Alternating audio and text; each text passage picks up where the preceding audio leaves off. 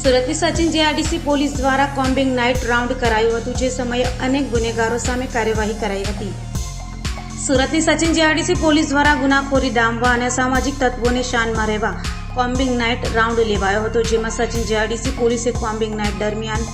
ગેરકાયદે હથિયાર રાખનાર, નંબર પ્લેટ વર તથા ફોલ્ટી નંબરવાળા વાહનો ચલાવનાર, દારૂના કેસ, સીઆરપીસી કલમ 107-151, તમાકુ રસીદ, હિસ્ટ્રી શટર, ટપોરી, એમસીઆર ચેક કાર્ડ, શકમંદ ઈસમો, નાસ્તા ફરતા ઈસમો, ઘરફોડ ચોરીના આરોપી, તડીપાર, લિસ્ટેડ બુટલેગર, ચાની ટપરી તથા પાન મસાલાના ગલ્લા અને નાના મોટા વાહનો ચેક કરાયા હતા અને કાયદાનું ઉલ્લંઘન કરનારાઓ પાસેથી 4,200 રૂપિયા દંડ વસૂલ કરાયો હતો. પોલીસની નાઇટ કોમ્બિંગને લઈ ગુનેગારોમાં ફફડાટ જોવા મળ્યો હતો.